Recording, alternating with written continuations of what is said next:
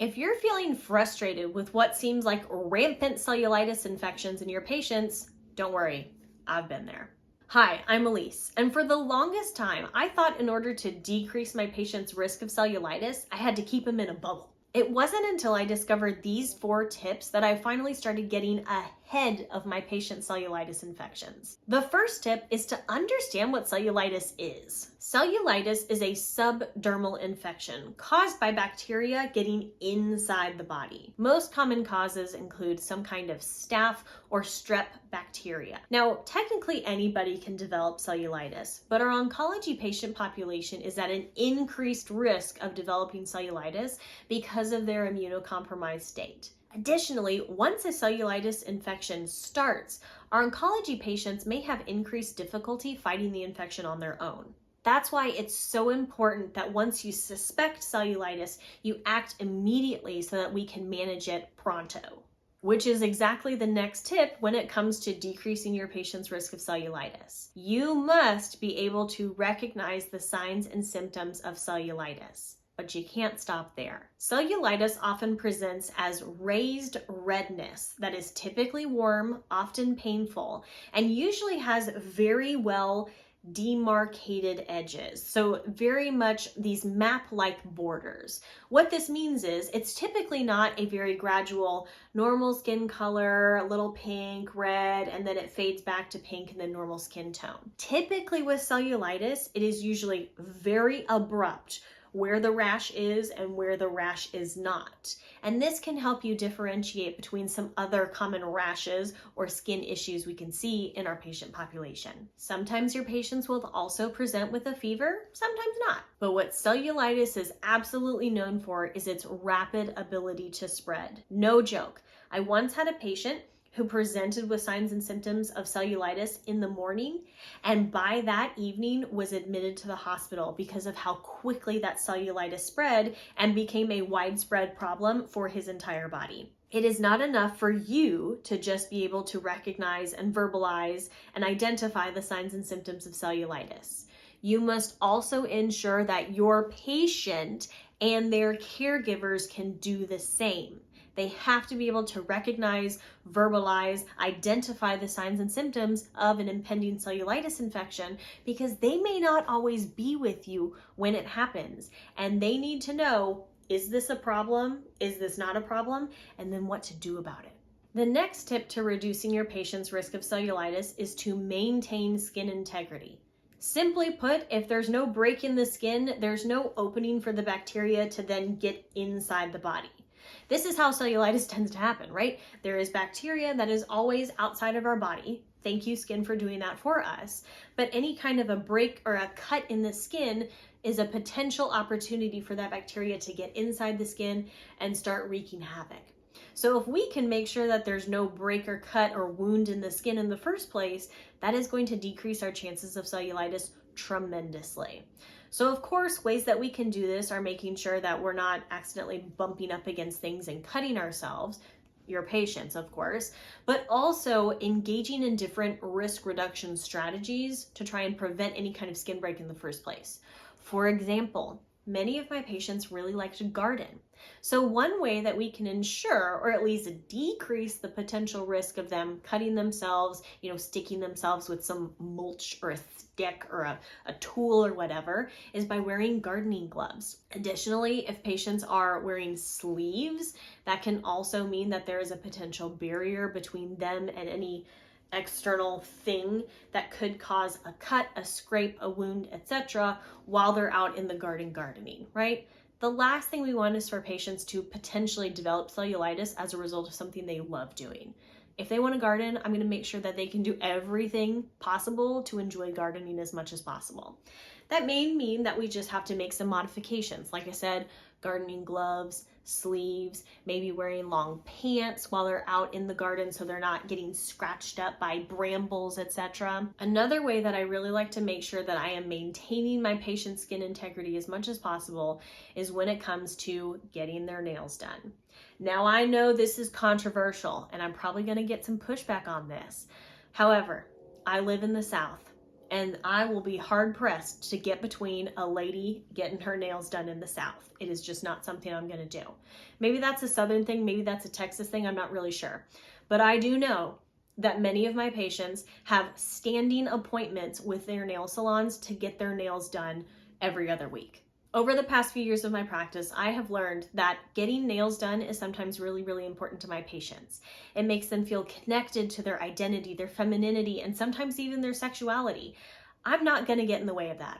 If they want to get their nails done, okay, but we're going to do it safely. So here's how I make sure my patients are being safe when getting their nails done. First and foremost, we have to make sure that the nail technician is using brand new clean tools every single time when that person goes to get their nails done. As in, I need to see and hear that brand new package of tools being opened in front of me. Like, I need to see it, I need to hear it right in front of me. There are some nail salons that are a little sketchy that will try to not do this, and that is an absolute no-no. It has to be clean, new tools every single time. And again, they will come pre-packaged in those, like, they have been sanitized plastic bags almost. And so I need to actually like hear and see those opened. So that's step number one. Number two, there is no cuticle cutting, right? There is no cutting or trimming of the skin around the nail. My patients can have them pushed back. And if you've had your nails done before, you know what I'm talking about. So they usually take some kind of like tool and they will push back the cuticles. That's fine. But any kind of trimming or cutting of the cuticle is a big no-no, because that's a potential for a cut, a scrape, a wound to be an opening where that cellulitis causing bacteria can get in and start wreaking havoc. Again, I know that there are some therapists out there who are watching this and cringing. I hear you, but this is not something that I'm willing to get in the way of for my patients. If they're going to do it as safe as possible, that's the best that I can ask for. Now, the last thing that I also really encourage patients to stay away from is the sanding, or sanding is not the right word, but the buffing of their feet. I think a lot of salons have gone away from those really harsh, like, metal tools to buff. Like, I have seen, it looks like a cheese grater, where sometimes people are like shaving the bottom of their feet. That's a big no-no. Now, if they're using like a little sand buffer, like we sometimes see with nails, I don't have as big of a problem with that. But those really tough, harsh metal tools, I really, really encourage my patients to stay away from those. Again, because I don't want that to be the reason why they get a cut, and then that bacteria has an opportunity to actually get into the skin. Now, within the maintaining skin integrity is also ensuring adequate moisture for the skin. It's really, really important that our patients are moisturizing daily with a good quality lotion that is alcohol-free, fragrance-free, because again, those can be very drying to the skin.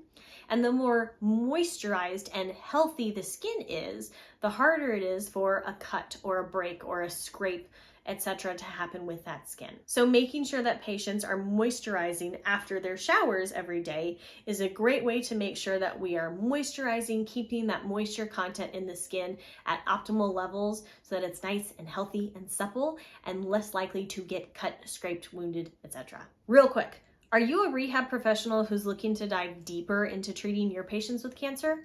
Then you need the Cancer Rehab Community Conference. The Cancer Rehab Community Conference is a virtual conference taking place November 11th, 2023, that is going to teach you the ins and outs of how to treat your patients with cancer and walk away with implementable strategies that you can actually use Monday morning when you get back to the clinic to better treat your patients with cancer. You can grab your seat today at theoncopt.com/conference. And I can't wait to see you there. Now back to the video. Now, we know it would be nice to prevent our patients from ever having a cut, scrape, wound, etc. in the first place. But sometimes things just happen. It happens, it's okay. So now it's time to respond to, oh, I scraped myself, I scratched myself. Oh, I, cut myself with my gardening tool. Can you tell I don't garden? So when that happens, because it's likely going to happen at some point, we're human, it happens, it's important to respond appropriately and quickly to potential breaks in the skin. So once the patient has identified, oops, I've cut myself, what they need to do is they need to go wash out the wound and then apply appropriate first aid to that area. So again, we think about washing out the wound. I'm thinking gardening, like if there's dirt in the area or something, and then applying some kind of typically, like I think at our house we have like an antibiotic cream and then put a Band-Aid over it, right? So what I'm doing is I'm making sure that that area is cleaned, but it's also covered. It's also going to be moisturized, but not overly. So I'm not trying to do any kind of like maceration here, but I also don't want that skin to dry out. So that's typically the process that I recommend to my patients. You may have a slightly different process you recommend for your patients once it comes to like wound care. And I'm not talking like big wounds wound care. I'm talking I scraped my hand, I need a Band-Aid on it, etc. As much as I would like to prevent any and all cellulitis infections from happening, sometimes they just happen. For example, I was working with a client the other week and we were making great progress, and lo and behold, a cellulitis infection popped up. The next tip that we're going to cover is what to do once you suspect a potential cellulitis infection. Again, the most important thing that you can do for your patient in this situation who is at risk of developing cellulitis is to ensure that they know the signs and symptoms of a cellulitis infection. But you can't stop there. Remember, there's one more thing that you have to do. You have to make sure they know what to do if they suspect a cellulitis infection. Now, in my practice, I've always been extremely privileged to where I have fairly easy access to the oncology team. And it's not necessarily always like, hey, I'm gonna walk down the hallway to go see them. A lot of times it's, I can pick up the phone and call them, and they're usually very receptive to it, which I'm extremely privileged to do. So if my patient suspects cellulitis and they're not coming in to see me like that day, or I don't lay eyes on them and I'm the one to say, ooh, I think that's some cellulitis, we got to get this taken care of, here's what I tell them to do. A, cellulitis is a we need to act now. Do not pass go, do not collect $200. This is a act now. The first phone call is to the oncology team, whether that's the oncologist, the oncology, NP, PA, the medical assistant, whoever you can get in contact with at the oncology office. They are usually quite familiar with cellulitis and definitely understand how problematic it can be very quickly. So they will usually say, great, either let me fit you in and I'll get it seen today, or great, I have sent a script for antibiotics to your pharmacist. Please go pick that up and start taking it right away. Now remember, I'm not the one doing the prescribing. I'm the one saying you need to call your physician or whoever your care provider is and say, I believe I have cellulitis. What do we do about it, right? And if my patient is one of those who has unfortunately recurring cellulitis infections, I do have those from time to time, they can usually call their physician and say, hey, I think I've got cellulitis. And they'll say, great, not great, of course. I have sent you a script. Please go pick that up and start those antibiotics today. But what if your patient isn't in that situation where they have a really close, easily accessible relationship to their oncology team? Then what? In this case, I would really encourage my patient to call their primary care physician, whoever is like really handling their care most at this time, and say the same thing. Hey, this is so-and-so. I think I have a cellulitis infection. We need to get started on treatment. And again, sometimes I've had PCPs will call in a script right away because they understand like just how big of a deal this is. But sometimes that's not always the case for any number of reasons, and this is not to shift blame on to PCPs because Lord knows they're overworked in this country. If a patient is not able to get in to see somebody right away, is not able to get a script right away from somebody, I will then encourage my patient to go to an urgent care. Again, this is something that we don't want to mess around with. Because of my experience with my patient previously, again, cellulitis in the morning, hospital by the evening, I don't mess around with this. Let's get it taken care of ASAP.